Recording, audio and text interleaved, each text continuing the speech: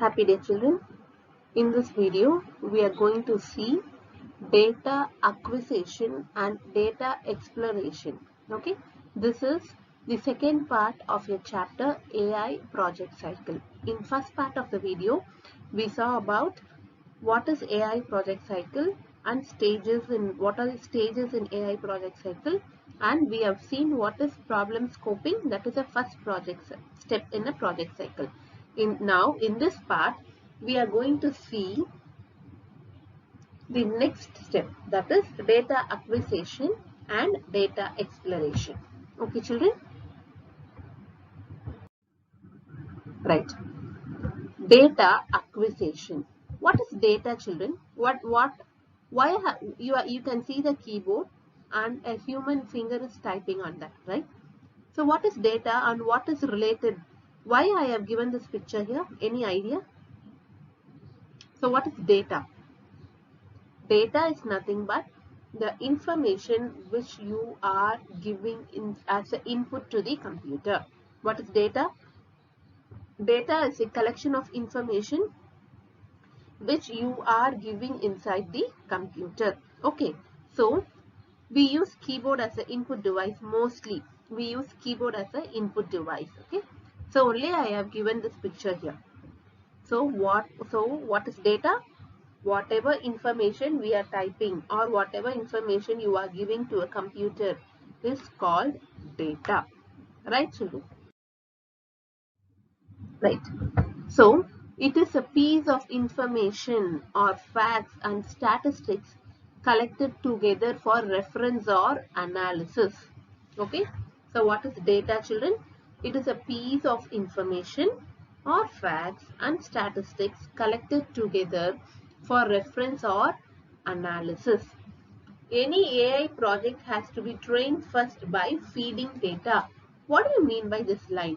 Any AI project has to be trained first. What do you mean by training, children? See, when you take a small baby, okay, what we usually do with the baby, what are all the work we give, what are all the work we assign to a baby? Just think of that. How will we play with the baby? We will play with the toy. Okay, now daily what we will say, for example, we take a car, a small car, a baby is playing with a small car. So what we will say? We will first train the baby to identify his or her car. So daily what we will do, we will take that car, we will show to that baby, this is your car, this is your car, we will say like that, right? So then what will you do? You will keep the car somewhere else and then you will ask the baby, go bring that car. So by training daily, we will show that car. Okay, then what we will say? This is your grandfather, this is your grandmother, right? This is how we are training our baby. Like that, robots are also baby. We have to train them by showing the samples. Take the example of a self-driven car, or take an example of a car, whatever you want. You have to train the robot like a baby to identify that this is a car. Okay. Then after 1 month, what the baby will do is, the baby knows that this is a car. It will directly go pick the car and it will know how to play. How it is knowing? It is observing us. It is observing us and it is learning from human. The same way, robots are also given samples inside their memory, and from that they are trained. What I mean by sample? Samples are nothing but the data or information you are putting into the robot. Right? Do you understand now? Do you understand what do you mean by feeding data? Yes, you have to train robot just like how you treat your baby. Okay, children, right? So what is data? Data is a piece of information or fact and statistics collected together for reference or analysis. Understand? Any AI project has to be trained first by feeding the data. Okay? So what is feeding data? putting samplings inside the robo so that it will get familiarized with the object, just like how the baby is getting familiarized with his or her toys. Okay, right. Now, in data, okay, in feeding data, we are dividing it into two types. First one is training data and second one is testing data. See, take the same example of baby. What we will do? For few days, we will just keep on showing, this is your car, this is your red car, this is your blue car, come go search for a car. We'll ask baby like that, go take the car from there. So what the baby will do, it will go take the car and it will come and give it to you. Okay, this is what we are training. After some days, what we will do? We will take that car and we'll keep inside some other toys, and then we'll ask the child to go bring the red car. The child will exactly bring the red car. You will test the child whether it is bringing the car. Okay, that is called testing.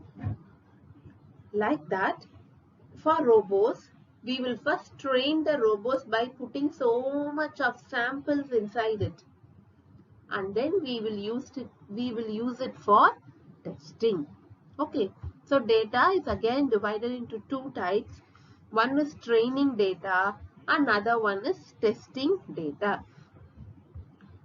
Training data is the one on which we train and fit our models, basically to fit the parameters.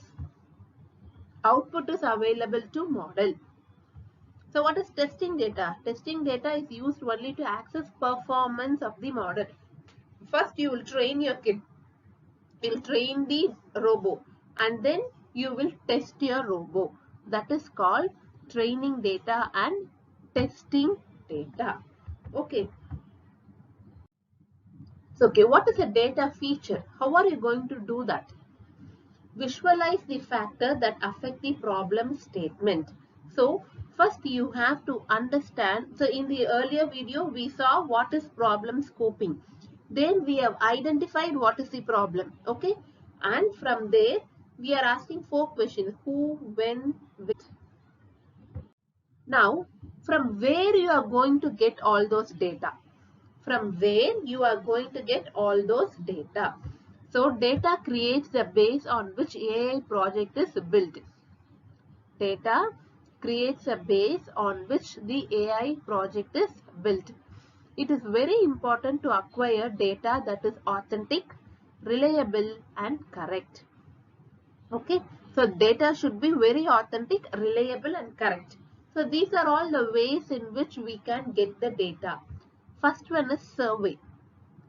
Second one is web scraping, sensors, cameras, observations and some programming, API, application oriented programming. Okay, how to get the data through survey, children? Have you ever noticed when you are working on YouTube or when you are in social media platform, suddenly you will get a survey. For example, which type of soap you are using? Hammam, Rexona, Lux, Dove, all those things, or none of the above. You will be forced to attend that survey. You can only skip it after 1 or 2 minutes, right? Have you ever came across all those things? Yes. Through that, they will take a survey. Then web scraping. See, web scraping means getting the details of the website through the HTML. It's illegal, but it is legal, but generally it is like hacking, but it is legal for AI engineers. Okay, we have to get the permission from the government to do web scraping. Web scraping means it is just getting your browse history through the HTML. It is just by getting the browse history through the HTML code. Okay, now then next is sensors. What are the sensors? Have you all used Fitbit watches? What is it starts recording from your heartbeat to the number of walks you have, your temperature, everything. How it is happening? It is the sensors which is given there. The sensors inside your Fitbit watches. Cameras, we know, CCTV cameras, observation. This is human observation. So these are all the ways which you can acquire data from the reliable sources. Okay. Now, what are system maps? This is the next step in acquiring data. After acquiring all the data, you have to analyze the data. Simply, you cannot get the collected data and put it, right? You have to, what you have to do? You have to analyze the data and map one data with the another data. How are you going to map it? What are called system mapping? So, system maps help us to understand complex issues with multiple factors that affect each other. A system comprises elements. These are different discrete elements within the system. Interconnections. These are relationships that connect elements. So we will get, see, for example, you take survey, you will get different answers from different people. So what you have to do is you have to connect, you have to have an interconnection between one result and another result, and then only you will get the exact answer, reliable data, so that you can train your robot. That is called system mapping. Okay. What are the rules for system mapping? How will you identify that this data is reliable? How will you identify that this data is authentic? Okay. What are the rules of system mapping? The circles represent elements. Arrows are used to represent relationship or interconnection. The plus and minus signs are indicators of the nature of relationship. Plus is always positive, minus is always negative. You remember the flowchart, children, we learn for writing a program or algorithm. The same way, there is a rule for system map. You can show it diagrammatically. I'll just show it in the next slide. Okay. So basically, you need a circle, then arrows representing the relationship. Plus or minuses. Plus is always the positive sign, and minus is always a negative sign. Plus is in increasing mode, minus is in decreasing mode. Okay, just see this. See the example. You have to understand a student performance. Okay, what is this plus? The plus will be student inbuilt ability. Whatever the sign the student is showing towards a positive inbuilt ability, that is this. What is in another plus? With that inbuilt ability, teachers' talent and resources will help the child to score more. So, with the help of the student inbuilt ability and teachers' input, the student is performing more. Good. But why few children are not performing well? That might be because of influence of electronic gadgets and family issues.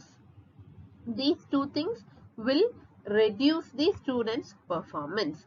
So this is the direct. So what is the direct relationship? Student inbuilt quality and teacher's input will be the direct impact on children. Family issue and electronic gadgets will be the negative impact or indirect impact on the children. This is how the data is collected from problem scoping and data exploration. We use system map to analyze and then to get the authenticated result. Okay, children. So in this scenario, we can exactly say, or we can exactly measure the student's performance, whether it is positive or negative. If it is positive, why? Because of students' ability and teachers' talent. If it is negative, why? Because of electronic gadgets and family issues. This is called system mapping. Okay, children? Right. Now, these are all. Now, after data acquisition and system mapping, we are going to see what is data exploration. See, in problem scoping, what we did, we identified what is the problem. In data acquisition, we collected all the data and we made it reliable and authentic. Now, keeping the data in hand, what we have to do? That is called data exploration. So, why we need to explore data? Get a sense of trends, relationships and patterns present in data. Decide which model to use in our AI project cycle. Easier to comprehend information. Easier to communicate the stories with others. Okay. Just listen. See, this is done in data acquisition. What you are doing? You are collecting all those data.